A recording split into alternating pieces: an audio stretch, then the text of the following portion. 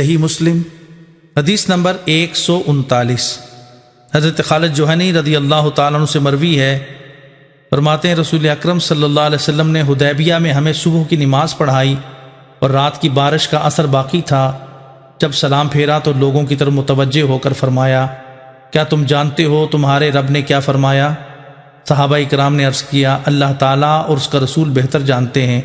آپ نے فرمایا، اللہ تعالیٰ نے ارشاد فرمایا کہ میرے بندوں میں سے بعض مجھ پر ایمان لانے والے اور بعض میرا انکار کرنے والے ہو گئے۔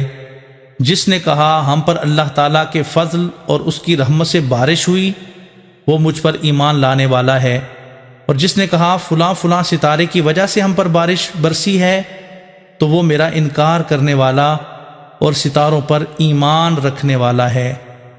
صحیح مسلم حدیث نمبر 140۔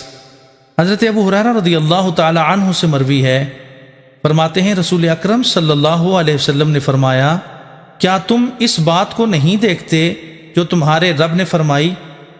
اس نے ارشاد فرمایا، میں اپنے بندوں کو جو نعمت عطا کرتا ہوں تو ایک جماعت اس کا انکار کرتی ہے اور وہ کہتے ہیں ہمیں یہ بارش ستاروں کی وجہ سے ملی ہے۔ صحیح مسلم حدیث نمبر 141۔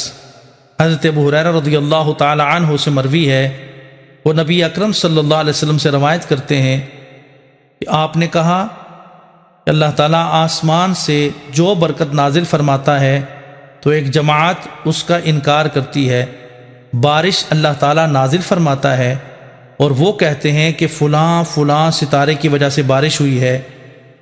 صحیح مسلم حدیث نمبر 142۔ حضرت ابن عباس رضی اللہ تعالی عنہما سے مروی ہے کہ نبی اکرم صلی اللہ علیہ وسلم کے زمانہ میں لوگوں پر بارش برسی تو لوگوں میں سے بعض اس کا شکر ادا کرنے والے ہو گئے اور بعض نے انکار کیا۔ شکر کرنے والوں نے کہا یہ اللہ تعالیٰ کی رحمت ہے، اور ان میں سے بعض جنہوں نے انکار کیا انہوں نے کہا فلاں فلاں ستارہ سچا ہو گیا۔ آپ صلی اللہ علیہ وسلم فرماتے ہیں اس پر یہ آیت نازل ہوئی۔ ترجمہ، قسم ہے ان جگہوں کی جہاں تارے ڈوبتے ہیں اور تم سمجھو تو یہ بڑی قسم ہے، بے شک یہ عزت والا قرآن ہے، محفوظ نوشتہ، اسے نہ چھوئیں مگر باوضو اتارا ہوا ہے سارے جہان کے رب کا۔ تو کیا اس بات میں تم سستی کرتے ہو اور اپنا حصہ یہ رکھتے ہو کہ جھٹلاتے ہو؟